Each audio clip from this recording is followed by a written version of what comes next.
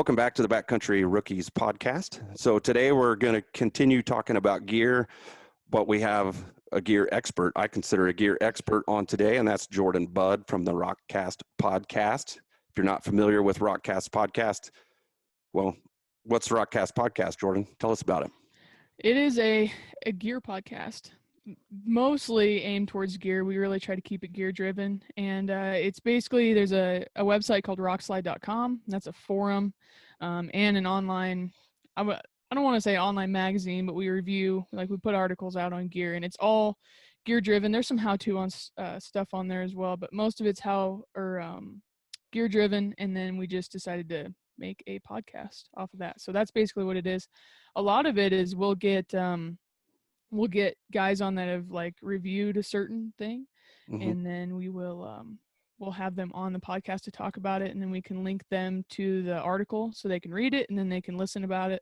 And that's a really good way to it's just been really good. I think that was a bit of a void. Everybody, you talk about gear, and Rokcast, they do a good job of talking about gear, but they have a lot of other stuff going on too, and we just really try to focus on gear and how-tos, and we skip a lot of most of our podcasts are 40 minutes. 20 to 40 minutes. We're getting some longer ones now, but we try to keep them short, sweet, and to the point. Yeah, and I really like that approach too. It's kind of, you don't worry about all the fluffy stuff on the ends, right? It's just, for example, I listened to one this morning when I was running. I think it was 11 minutes, and it was all about 12 by 50 binos. And I just thought that was super cool. It's quick, to the point. This is the advantage of 12 by 50s. So anyway, really cool. That's why I brought Jordan on, because Jordan gets to touch a lot of gear. The Rokslide staff touches a lot of gear, and you guys all share information. So I consider you a gear expert. So here we go. Let's talk about some gear. Yeah, let's do it. First, before that, Running Water Media and your background. So you've been on the show before, and for those of you, go back and listen to that first show, because it was really good. But talk about Running Water and kind of what you do outside of Rokcast Podcast. Yeah, so outside of the Rokcast, I would consider it my, not even my day job, but it is my main profession, I guess, is I run Running Water Media, which is a video production company, mostly for the outdoor industry, doing commercials and TV shows. And we've done a lot. I did a couple videos for Rokslide last year, and they were very well received. And I think I'm going to do 3 or 4 this year with them. And then work with, last year I went with Crispy Boots and filmed some stuff for them. And we're going to do some stuff with Sig Sauer this year. So basically just go film hunts, I guess, which takes up a big chunk of the fall. Yeah. So do you still get to hunt? I try to make sure to block out a week. This year didn't quite work out because I didn't draw any tags.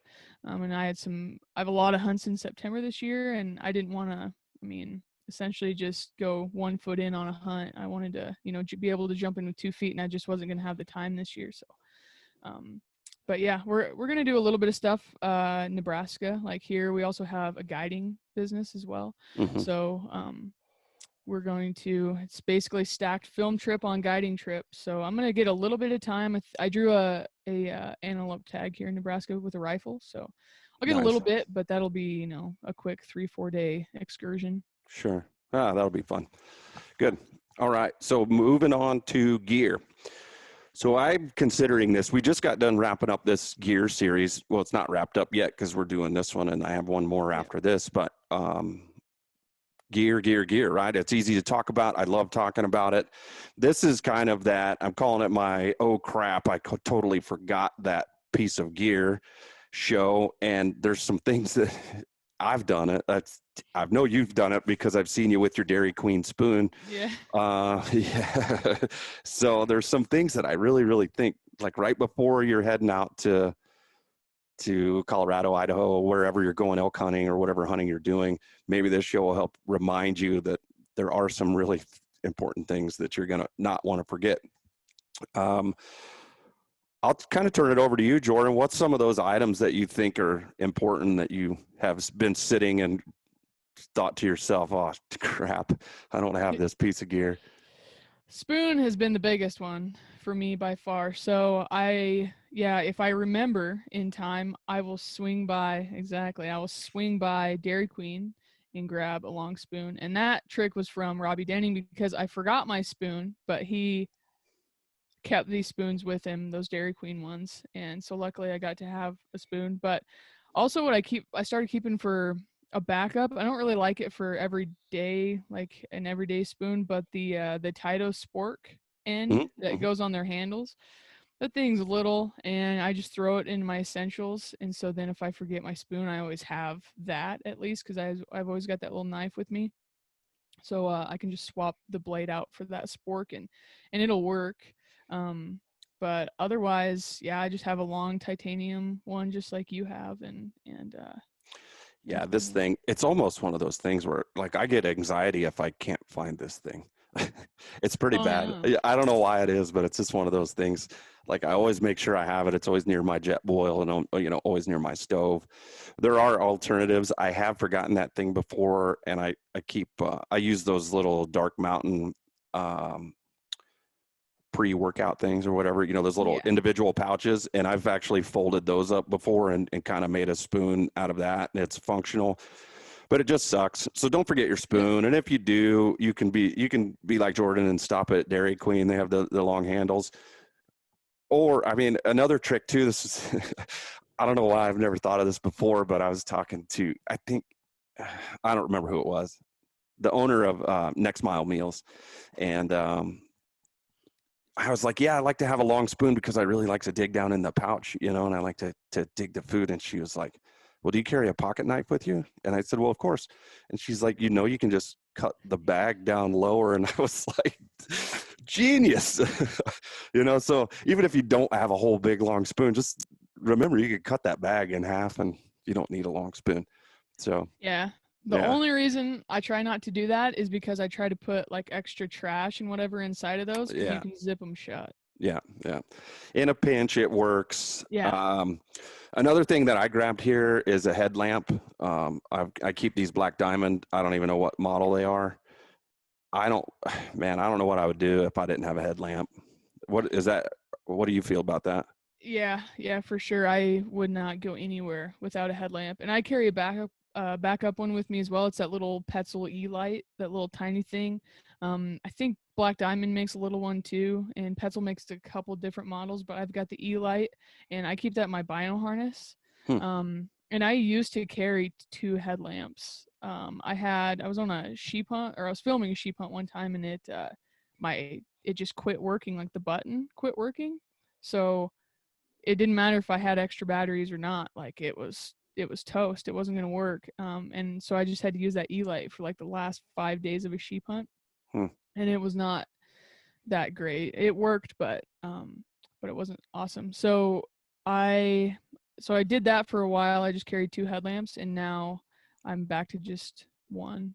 And I just try to, every couple of years, I'll just buy another headlamp and just roll with it like that and take extra batteries if the hunt's long enough. What headlamp is that? What are you using? The same one that you've got, the Black Diamond. Which one is that? The Storm? You know what? I don't even. It's either the Spot or the Revolt. I think this one might be the Spot. That's the 2 models I have, the Spot and the Revolt. So that Revolt's nice because you can just recharge it. Yeah. It comes with rechargeable batteries, and then if you put regular batteries in it, it's a brighter headlamp. And then those are my 2. I've been looking at those E-Lights though, because they are super little and it makes for a really nice little backup. So I may swap out one of these Black Diamonds for that little Petzl. Yeah, it's a great little light for like a backup in a bad situation, or like the straps aren't like the strap that's on that one. It's like a thinner one with I don't even know really how to explain it, but you can put it anywhere. Like you can put it around your wrist or put it over your head, or you can tighten it just around anything. And then the light swivels so many different directions that it's a nice little thing to have. Okay. Yeah, I'll take a look at that. What else you got? What else is essential that you think that you never want to leave behind? So one thing, so chapstick is one. that can be absolutely miserable because up in the high country, it just like my nose gets chapped and my lips get chapped, and it's seriously, it sucks. It's miserable if you don't have chapstick. So I always have a chapstick with me. And then another one that not a lot of people think about is like one of those little toothpick flosser things. Mm-hmm. I just throw like 5 of those in because sometimes, like, if you're chewing on something, you get something stuck in your teeth, it just bothers the heck out of you, and you can't get it out. Your toothbrush doesn't get it out, and it can be kind of miserable. So Yeah. those little Yeah. things are Beef nice. jerky, right? Exactly. Somehow beef jerky always gets wedged where it's not supposed to be. Uh, Yeah. yeah. Yeah. Okay. So Exactly. you also mentioned toothbrush. So do you take toothpaste with you all the time? And I do. yeah. Okay. Good. Yeah, I do. Good. I do. Yeah. I do too. I don't understand this. Yeah, I'm going in for 7 days and I don't need to brush my teeth. I'll be all right. Oh my god. No, I can't do No. that. No, I couldn't handle that. So, yeah, I got a little toothbrush from, I don't even know where I got. I'm pretty sure it was from Walmart. You go to one of those little travel, they have like all the bins full of like the travel size stuff. So Mm-hmm. that's like where I get my toothpaste. I'll just go swing in and grab like 3 things of it and then just have them around. So cuz you go through those pretty fast. Yeah. Yeah. Like, I don't know, maybe you get 10 days out of one, but so I'll get a few of those. And then my toothbrush is from Colgate, and it like folds in 3 different pieces, and then so like folds into each other, and it's only about that long, and then it's super super light, and then it'll fold out, and then you'll have like a regular size handle. Hmm. So that's a super good one. I'm pretty sure that's where I got it from, was just at Walmart. Yeah. I haven't seen one in a long time, but that's really nice. And I try to keep like all that stuff, I keep in a little, like a mini Kafaru pullout, like those smalls. Mm-hmm. And I keep like I take a little bit of hand sanitizer with me too, just because it seems, I don't know, you can't really wash your hands back there. I don't ever take soap with me, so that hand sanitizer is kind of nice. And then I keep the little toothbrush and the little toothpaste. I keep that all in the same thing so I don't forget. I think it helps if you just have that all in one place. You can just throw it in your pack or throw it in your stuff and roll, instead of forgetting your toothbrush in the Yeah. bathroom. So Yeah. Right. I'm the opposite. I keep a little, like a hotel soap. But oh yeah, I even break that thing in half. So it's just a little nugget. And if you need it in a stream or a creek or something, I can wash my hands, because if they're nice. bloody or whatever, I just try to keep my hands clean. So yeah, I'll just Yeah. keep a little nugget of soap in there, just a little tiny thing. And I do hand sanitizer also in my pouch. That's baby wipes, toilet paper, hands. It's just kind of like a hygiene deal, that's Hygiene toothpaste. kit, yeah. Yeah, it's got it all in there. But yeah, I don't understand that, going multiple days without brushing your teeth, man. I just No, don't get it. I no, don't not get for it. me. Yeah. What else do you take with you? I would say another thing that I started taking is I'll take like Dead Down Wind makes some camp wipes that they're like baby wipes, but they're unscented. And then Mm-hmm. that's just for like washing your face and stuff. 'Cause you get dirty back there. You get hiking up a ridge and you get sweating and the wind's blowing, kicking dust up, whatever. Mm-hmm. You can feel kind of grimy after a few days. So I Yeah. try to take some of those with me. And I really like those ones. And another one that Walmart sells is, I think they're called Dude Wipes. And I think they're just really high quality, unscented wipes, basically. So Okay. I like to take those. Man, other essentials, I can't really think of anything Yeah. super. We did. So I guess moving on to just nice to have, we'll get out of the essential type stuff. There's a lot of things that are really nice to have. And I know that I've been sitting up somewhere and thought, like, man, how did I forget that? Or I wish I had this particular thing. And one thing that I have sitting here is my phone scope adapter. Yeah. I don't know how I forget it, but I forget it all the time. Sure, I didn't forget it today, right? It's sitting here, but uh, I've been in a lot of spots where I've wanted to take pictures of something or get some cool video, and you're trying to put your phone up next to the spotting scope or to the binos or something. It just never works out. Those are kind of nice to have if you're trying to photo or video. Yeah, they're really nice to have. And I like to I use the Time's Up one, and the phone case that goes around your phone, it's not so big. They're like the threading to go around I don't even know. Like, on yours, it's really big. Mm-hmm. Like, it's kind of the part that you screw. Yeah. Like that's pretty big. Yeah, it is pretty big. Yeah. Whereas like on the Tines Up one, or like Outdoorsman's makes a good one too. That's a little bit smaller. So it's not like you can, I put it, I don't have it on now, of course, but all fall I'll just switch to that phone case and I'll just have it on all the time. You can still put it in your back pocket. That's It's cool. really, I'll have to check that out because Phone Scope is good, but they're kind of the original and they haven't really changed in a while. So yeah. I've been looking for something smaller. So I'll check that out. Time's up. That's good. Yeah. And that way it's always on your phone. You just have to Hmm. remember the adapter, which typically I just try to, I just try to keep it in one pocket all the time and just try to make sure it's in there. Yeah, good. What about, so you take a lot of pictures and video. What do you do for batteries and backup power and that kind of stuff? It's tough. I use the Dark Energy Hmm. Poseidon chargers. That's what I've used the most of.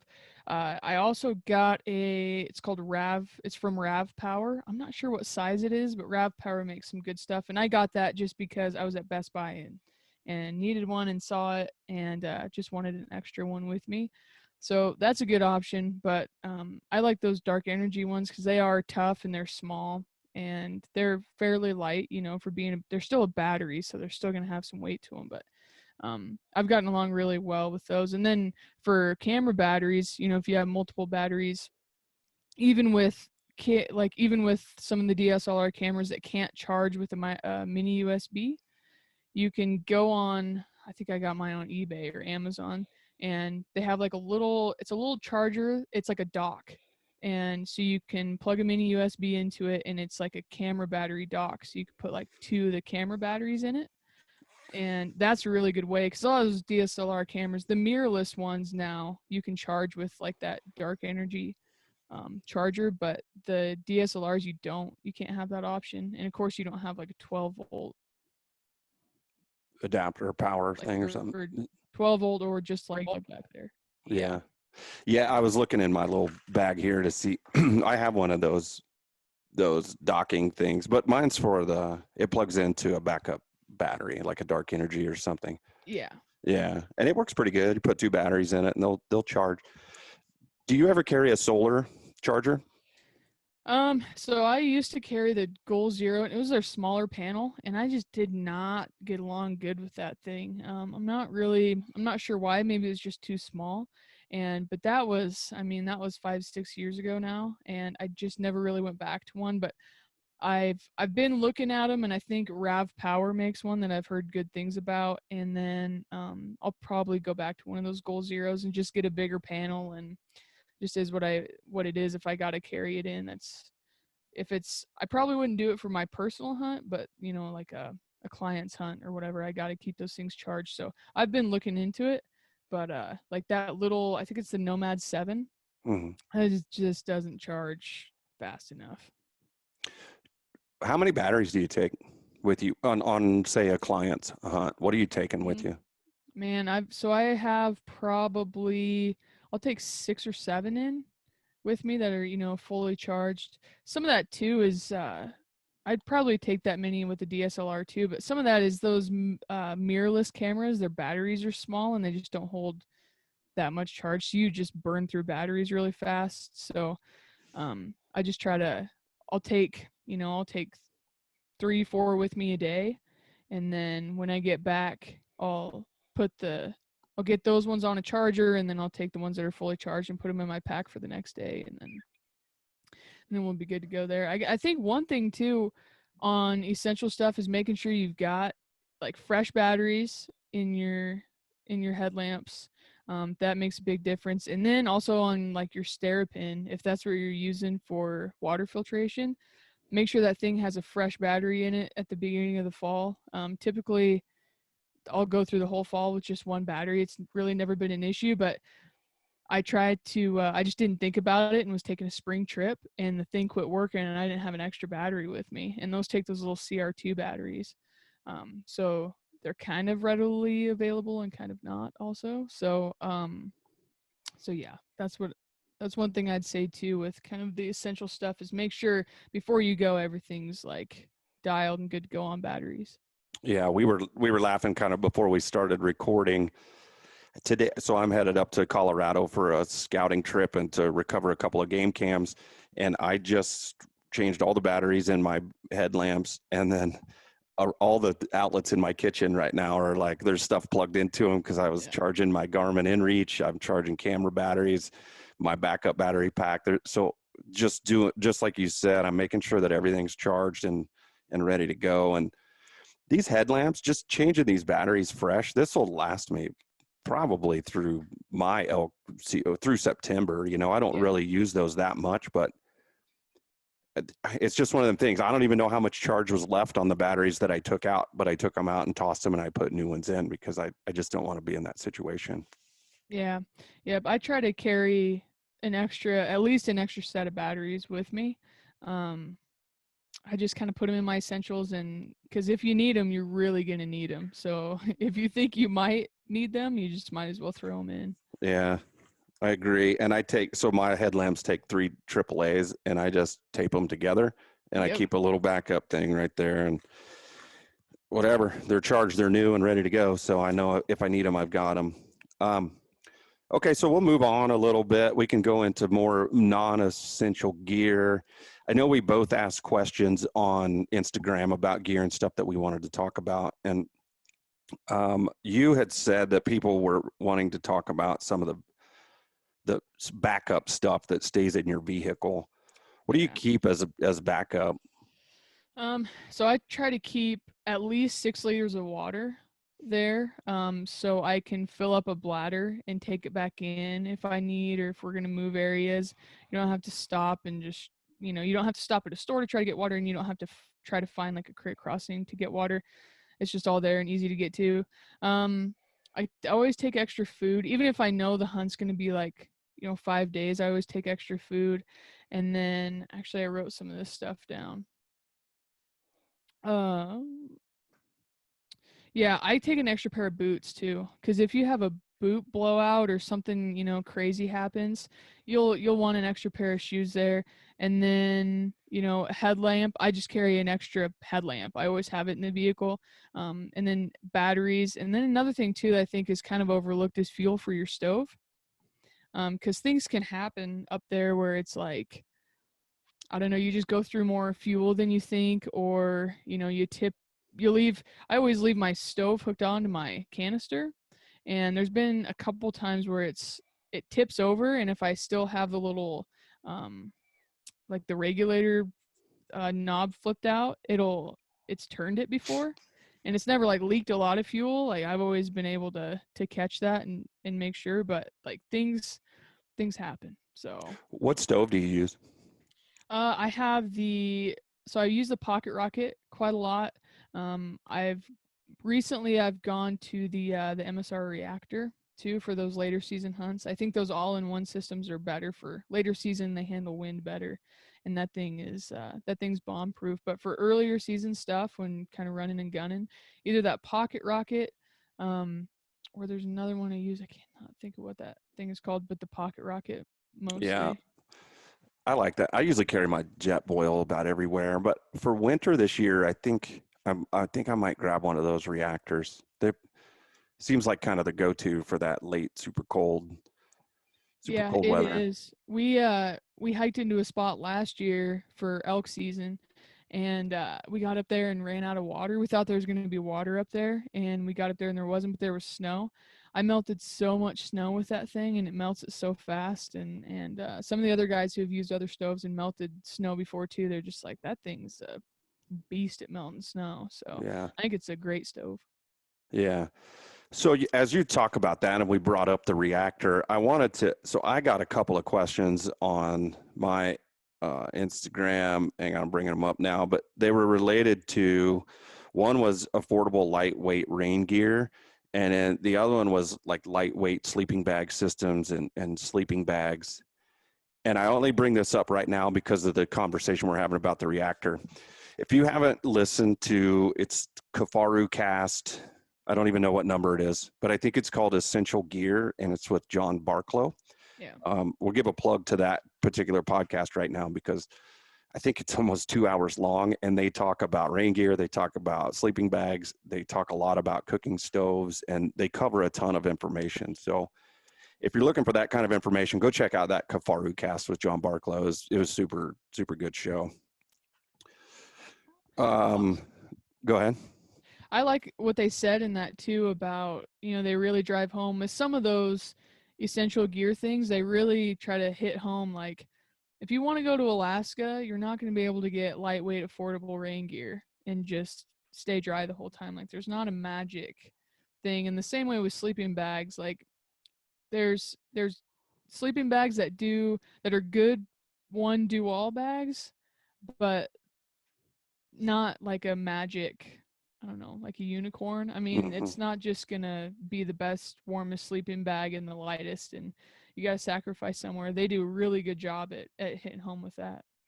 Yep. And they also talk about look at your environment that you're going to be in also. Like I'm down here in New Mexico, and I'm going to hunt southern Colorado and northern New Mexico this year, and we don't get a lot of rain. So I'm not trying to find this just completely bomb-proof rain gear that I would need in Alaska or Oregon or Washington or anything like that. I don't need that kind of stuff here.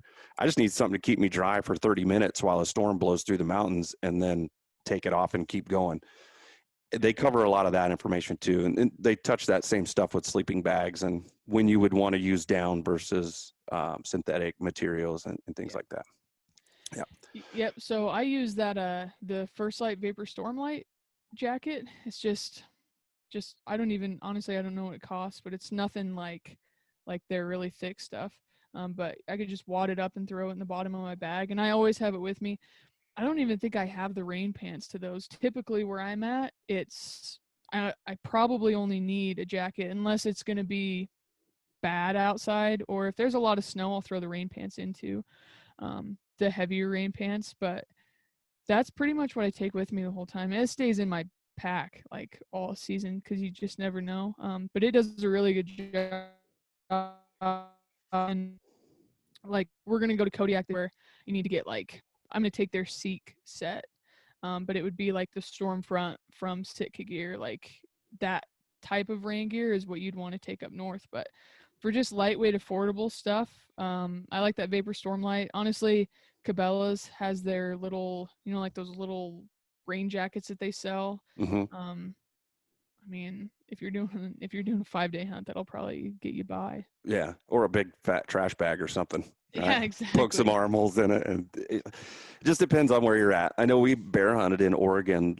Gosh, I don't know. It's been a year and a half or so now, and I could have. I didn't take any rain pants or anything. Well, I had them.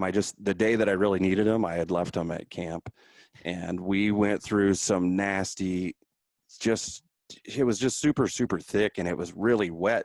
And your pants get wet, and then your socks get wet, and then inside of your boots get wet, and then you're just unhappy the rest of the day. And if I would have just had those rain pants and been able to pull them on, it would have eliminated all of that. Mm-hmm. Just depends on where you're hunting. Those guys, check that podcast out though for sure. There's a ton of awesome information in there, and that whole crew with John Barklow and Aaron Snyder and yeah, those guys were awesome. They did a great job. So check that one out. Let's see. What was the other one in there too? There was rain gear and something else. Sleeping bags. Oh, okay, we covered that then. Yeah, we touched on that. And then they talked about a bunch. I don't remember everything that they talked about being that essential stuff. Base layers, of course, when you get John Barklow on from Sitka, he's going to talk about layering systems and why they're important. And he touches on all that too. And yeah, what type of base layer to wear when. And I think so. The last couple of things I wanted to touch on. Well, you were talking about lights for camp. What do you use as far as lighting up a campsite if you're going to go back to camp? Lights. Yeah, I have started carrying some lights. So I have those Goal Zero Light a Life lights, and they're cool because you can chain them together. They're just like they have the mini USB plug that plugs, or not the mini USB, but just the regular USB that plugs into your like dark energy charger. And then there's like a light, and then it has like a USB male and female, and you can plug it into the next light if you want. So all of them together, I think I have a string of like 5 lights. And for something like, Kafaro Sawtooth, or if you were taking a teepee or like a larger camp, then that would work great. For a backpack hunt, I mean, I might take a couple of them, and it's nice because you can hang one on one end of your tent, hang one on the other end of your tent, and it just lights it up, and it's nicer. For me, I think it's worth the wait, and they take like no power. Like they're just little LED lights. You can put them on high or low, and or they're off. So that's one thing that I use. Is that the little collapsible ones? It's not, no. Okay. The Goal Zero, I think it's Goal Zero, makes one that's like smashes down and then kind of pops out and makes almost like a lantern type of thing. That's like a bigger one, yeah. Yeah, okay. Those look Same pretty cool. idea. I have one of those They around somewhere. I just don't. It's probably in a box in the garage or something. I don't know. Yeah, sometimes it's just nice to be able to just light the whole tent up instead of having just like your headlamp around. It just makes it a little nicer. Yeah, gotcha. You also recently did on Rokcast Podcast, you had Mike Hearn on, and you guys were talking about watches. And I Mm-hmm. wanted to talk about watches a little bit too, because that was a phenomenal podcast. Mike always does a good job. What you did something else with him too? What first aid kits maybe? First aid, yeah, Yeah. first aid, and it was really cool to have him on because he's a airborne guy, so he gets it a lot, and he explained it in that podcast. But their goals of first aid are kind of similar to ours in a way, just of you can't carry that much, and all you're trying to do is save their life. You're not trying to like perform surgery. Mm-hmm. So I Oh, thought I'm very familiar with that military style of yeah, first aid, right? yeah, You're not trying to, all you got to do is get them out. That's it. Somebody else is going to be there for that. yeah, Um, so anyway, you guys talked about watches, and that new line of Garmin sounds pretty badass, actually. That new yeah, Instinct Solar that he talked about sounds pretty kick-ass. yeah. I do have a question though. So what are you actually using a watch for when you're in the backcountry? So I need an altimeter. I really like having an altimeter back there, and one that's not there's settings within watches that you can turn like the barometer side of it off, because if you go up and you're camped at 10,000 feet and your barometer changes, it might say that you're camped at 9,800 feet the next morning. Well, if you're trying to use that to measure what your elevation gain and loss is, then it's not going to be accurate in that sense. So you can turn that off, so it's like your true altitude above sea level. And so that's what I use it for. I like having that altimeter. I like having a lot of the smartwatches, they pair to your phone, so if you get a text message or something, they pop up. You can bounce through and get weather on there as well that comes off your phone. So those are the bigger ones, but then for the backcountry anyways, but being able to have that GPS on there so I can drop a pin. I always try to drop a pin like right where the vehicle is. And so if my phone goes down or something goes crazy with it, like things happen, these dang phones, like it was an in town thing, but my phone got to like, I don't know, 12% battery life or something like that, and it froze up on one screen. Like froze up. I couldn't turn it off. I couldn't do anything with it. I just had to let it completely run out of battery and then reboot it. But if that happens and you're just relying on your phone to get you back, then that kind of sucks. So I try to mark camp. I try to mark the vehicle. Some of the major things I always try to mark on that thing just in case. And yeah, those smartwatch functions, and then just using them at home. I like doing them like when I don't really run that much, but when I do a hike or something, it'll just give me total distance. And those have a heart rate monitor in them as well, which is kind of nice.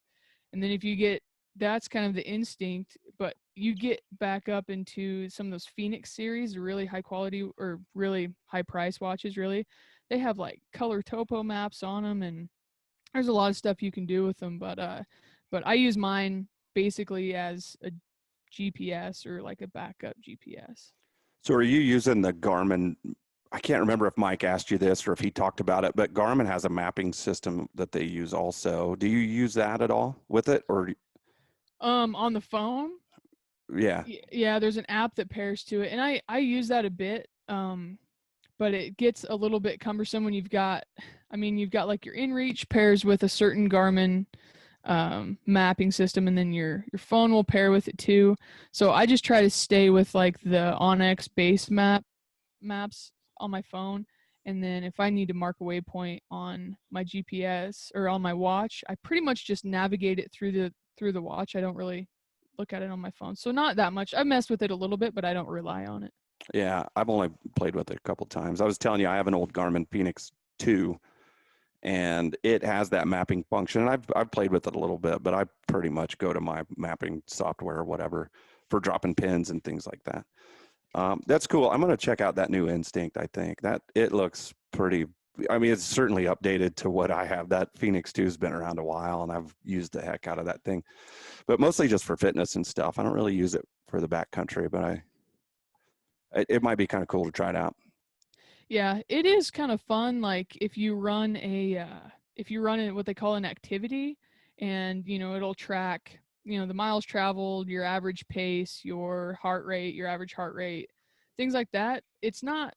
I don't really know what I would use that information for, but it's nice to be able to look back on it and just, I don't know, get an idea or whatever. I mean, that can help you too in that terrain if you can see your average pace, and then maybe you can measure how quick you can get into another area you've never been in before that has kind of similar terrain. So they're good. They're nice little things to have, and I'm just like a gadget freak, so that's Yeah. most of it.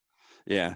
So if you are looking for more info on those Garmin series watches, check that out. It was about a week ago, I guess. So Yeah. It was about a week ago, by and the then time this releases, it'll be a few weeks ago. But Mike Hearn, I think, is I don't remember what the title of the podcast was, but I think it was just Garmin solar watches. I try to okay. keep the titles pretty self-explanatory. Pretty simple, And yeah. then, a while back, one of our first ones we did, we had the guys from SNS Archery on, and they talked about, because they're big Garmin dealers. So Mm-hmm.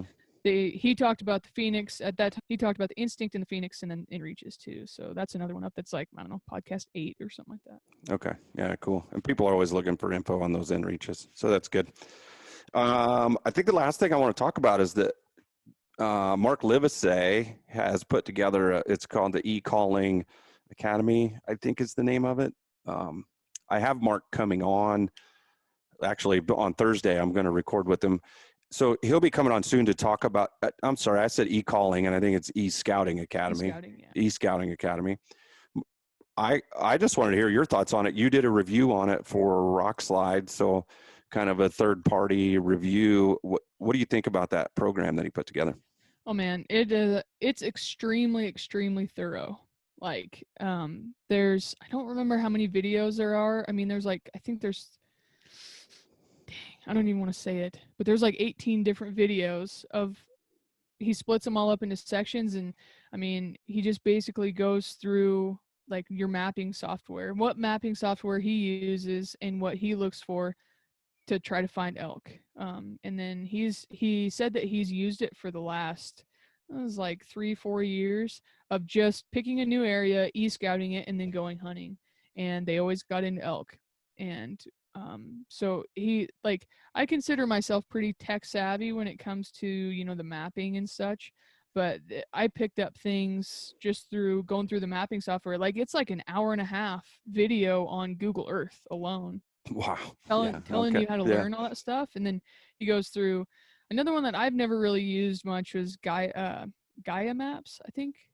Gaia Maps, something like that. Mm-hmm. And then he goes through Onyx as well. So those 3 videos together, I mean, that makes up like 4 hours, of the whole course. And then he goes into how to find access.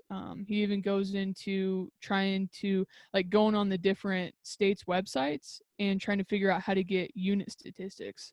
And I mean, he takes you through it from starting to end. It's a really thorough, really good class. Okay, good. Yeah, I'm excited to get him on to talk about it. we've talked about it a few times, but not on a podcast or anything. It's just me and Mark having conversations about it. So I'm pretty excited to get him on and hear his side of it. Um, I think that's all I got, Jordan, unless you got anything else you want to talk about. I had one more question from Instagram, and that was favorite trekking poles. So I reviewed a couple years ago. I reviewed the S&S Archery trekking poles, Mm-hmm. and I think they call them their Backcountry Hunter poles, and they are right on, right on the money. I actually lost one in Colorado, so I'm down to one, and which typically I would just kind of take one in. Like I only really need one, I feel like, but it is nice having two of them for if you have like a really heavy pack out, and then setting up things like tarps. Like I carry that little Kafaru sheep tarp, glassing Mm-hmm. tarp with me, Mm-hmm.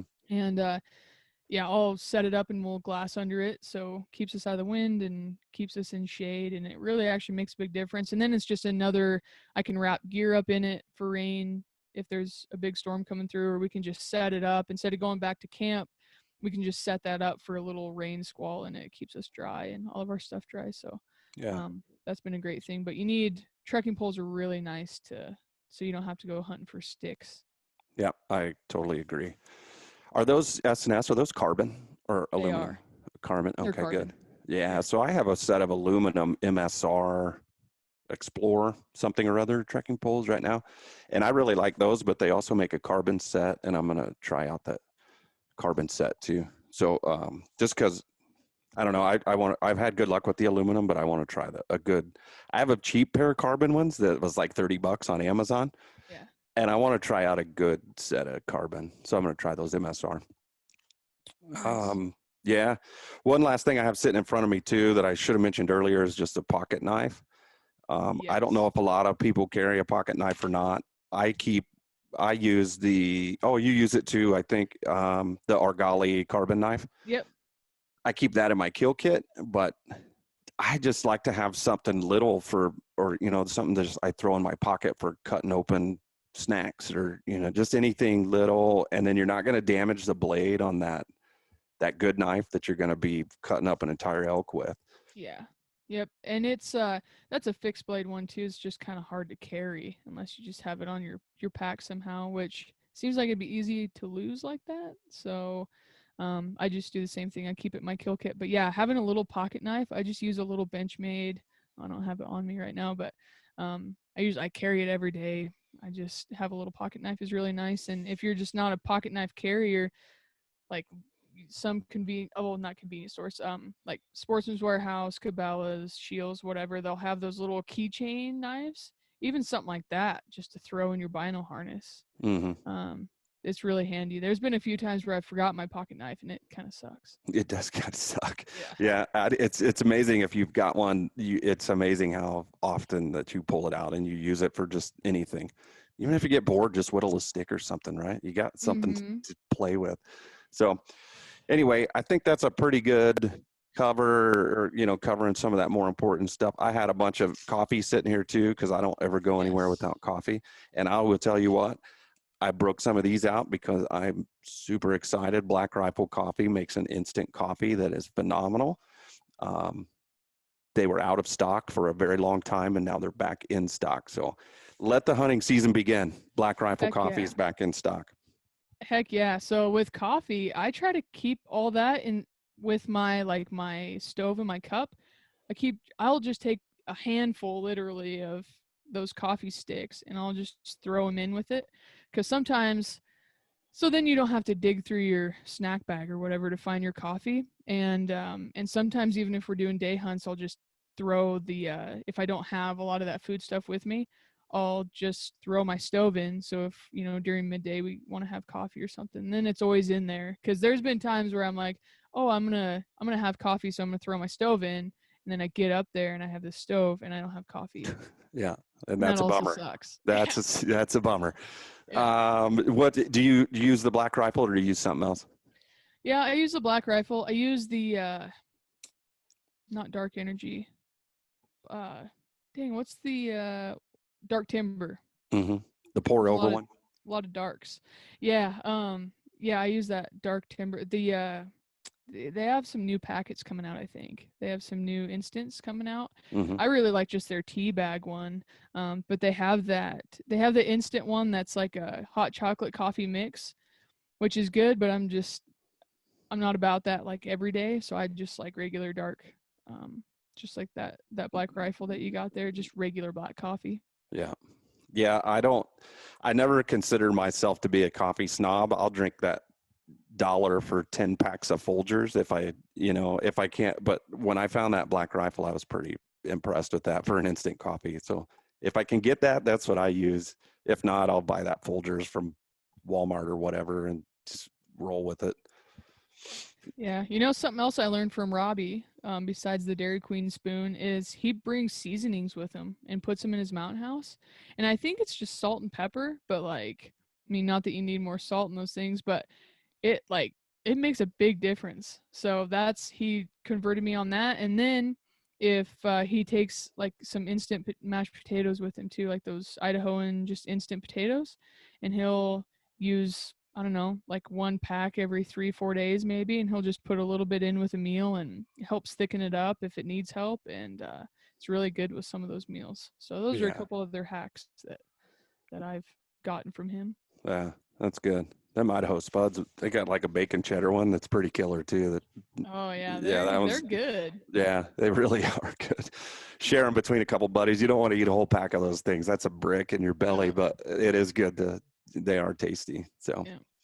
well, all right, Jordan, where can everybody find Rokcast Podcast and Running Water Media and all that stuff? Yeah, so the Rokcast is on Spotify, on all Apple Podcasts, all your major podcast platforms. You can find it at rockslide.com too. And what else? Running Water Media. You can I don't have a separate Instagram page. It's just me. It's just jordan.bud on Instagram. And I'm trying to think what else. I think that's pretty much it. Good. Very good. Well, check out all of that stuff. Certainly check out Rokcast Podcast. It's one of my favorites. Pretty much every time a new one comes out, I listen to it. So, Awesome. Thanks. yeah, definitely. There's a lot of good hacks. There's a lot of good stuff in there, a lot of good gear talk. So it's good to listen to. But thanks for coming on. And until next time, good luck this year with your pronghorn hunt, I guess, and then recording everybody else's hunts. Did I lose you? Thanks for having me on again. Yep. Out of here.